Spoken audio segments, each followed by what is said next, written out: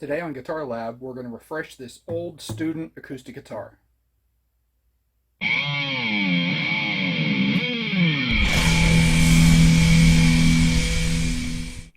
This guitar belongs to my daughter. It's been in storage for quite a number of years. She does play guitar here and there. She has an electric that she plays mostly, but this one had quite a number of problems with it that I told her I'd try to fix it up for her and give it back to her. The fretboard is just in horrific condition.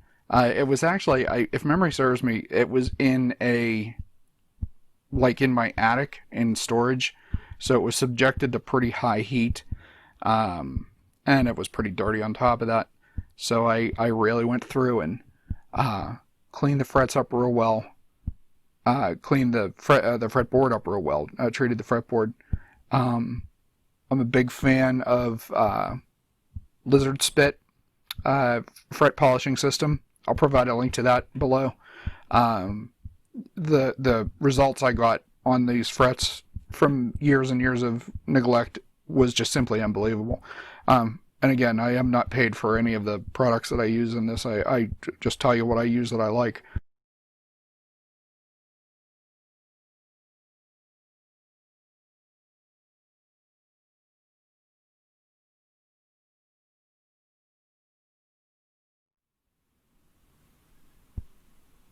In that kit for Lizard Spit, you get one of the little fretboard protectors that you can see me using here, and little felt pads that are soaked with his special brew of polishing compound, and that also has a fretboard conditioner in it as well.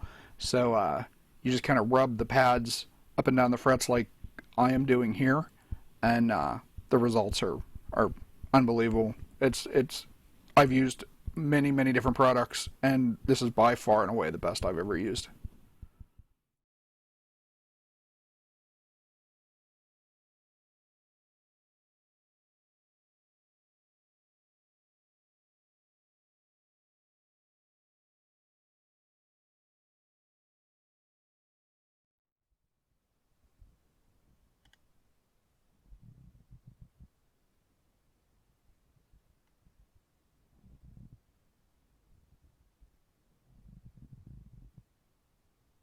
And this is a little kit I bought of compensated bridges, and it had two nuts in it and the pegs for holding the strings in.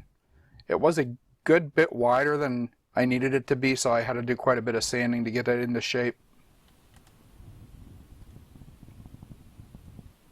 And then the sanding. I find this exceptionally boring because it takes forever to get it just right, but you don't want to go too far. And for some reason I didn't videotape me putting it into the guitar when it was finished the right size, so sorry.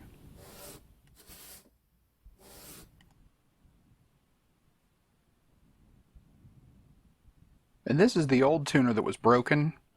The plastic would just spin like this and it wouldn't turn the tuner. And that's why it needed replaced. And that's the replacement. It's like essentially the same.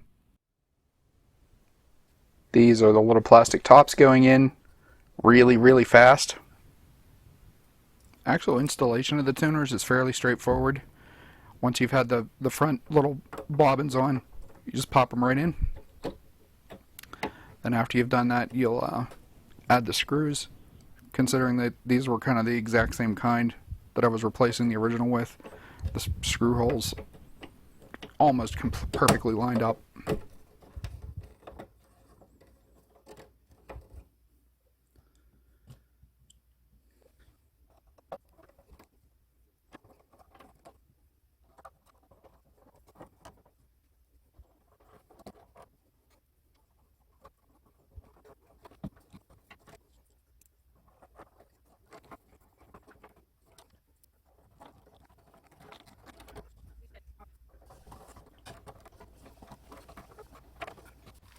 Last step, new strings.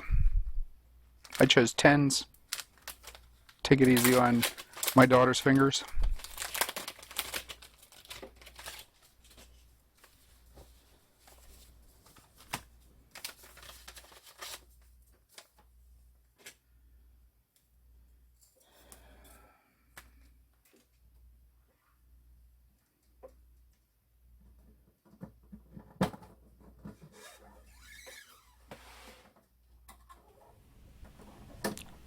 once around the outside, through the hole.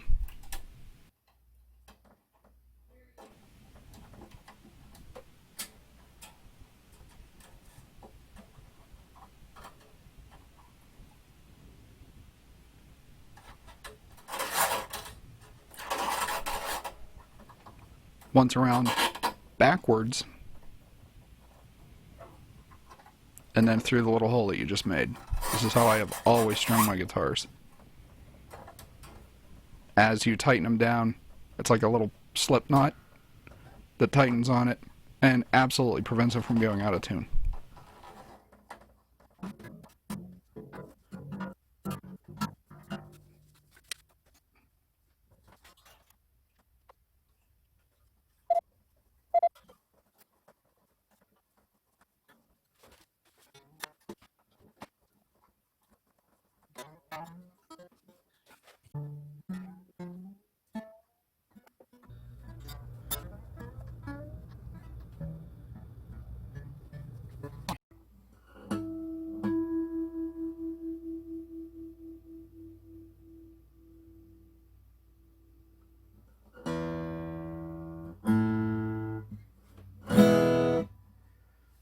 Well, here it is, all done.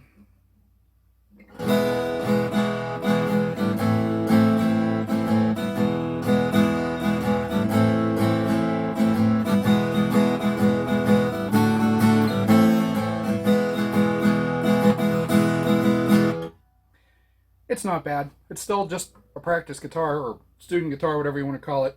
The action is not that great. That's as good as I could get it without like modifying more. The truss rod is up as high as I could get it, or as far forward as I could get it without potentially compromising its integrity. But if you're just fussing around with first position chords, this should be fine. The tuners that I'll provide a link in the video description below for all the stuff, for the bridge, the pins, and the tuners. I'll provide links for that stuff. These are ridiculously cheap tuners. I ridiculously cheap, literally. I think I paid $12 for them, memory serves me correctly. These are plastic. They are metal. I don't know what ratio they are. I don't know if it even said. I mean, and I didn't sit playing with it to figure it out exactly. But they're really kind of touchy. Again, for a student guitar, it's not like I'm trying to fix up some Martin $3,000 guitar here. But it sounds reasonably good, I think.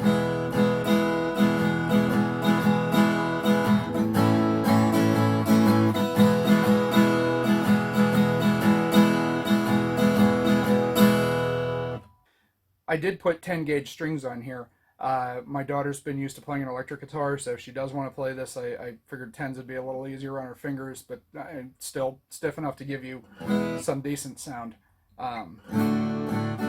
She can always go up.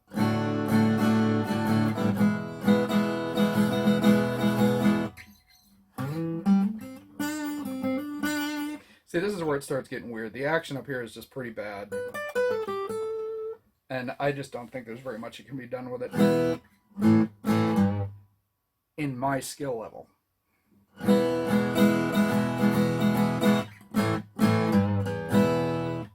But that's it. I hope you enjoyed that. Probably a pretty quick little video just on doing some basic stuff that I think most people would be able to do with their guitars. See you next time. Have a great day.